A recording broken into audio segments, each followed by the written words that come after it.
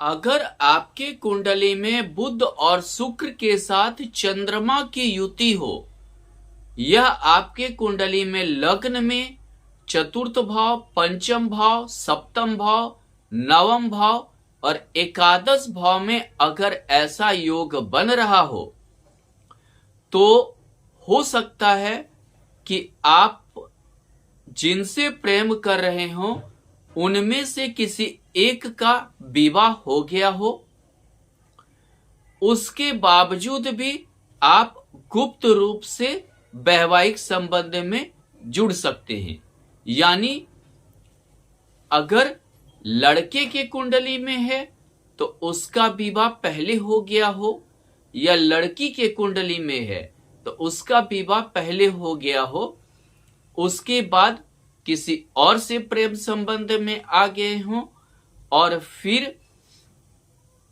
जो है ये गुप्त रूप से वैवाहिक संबंध में भी जुड़ सकते हैं, एक पति या एक पति रहने के बावजूद भी। अगर आपकी कुंडली वृष लग्न,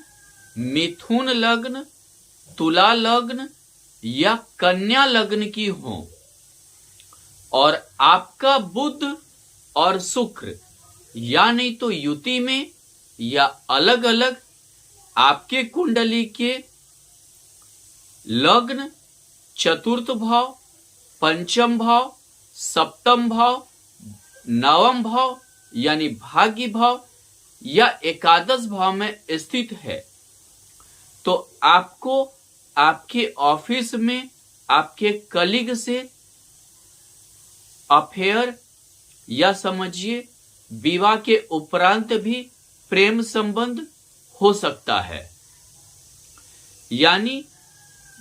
अगर आप ऑफिस में बॉस हैं और आप विवाहित हैं, फिर भी आपको ऐसे योग में प्रेम संबंध बन सकता है। अगर आपके कुंडली में शुक्र आपके लग्न में, चतुर्थ में, पंचम में, सप्तम में, भाग्य भाव या एकादश भाव में है और नवमांश कुंडली में वह शुक्र आपका मंगल या शनि के साथ युति बना रहा है, युति में है, तो ये समझ जाइए कि आपका विवाह के उपरांत भी किसी अन्य से प्रेम संबंध रहेगा और हो सकता है वह पति पत्नी की तरह आप निभाएं। आपका शुक्र आपके नवमांश कुंडली में जिस राशि में स्थित हो और लग्न कुंडली में वह राशि स्वामी शुक्र के साथ कहीं भी युति में हो, तो आपका विवाह के उपरांत भी किसी अन्य से प्रेम संबंध रहेगा। यानी विवाह होने के बावजूद भी आपका किसी अन्य स्त्री से, अगर आप स्त्री हैं तो किसी अन्य पुरुष से आपका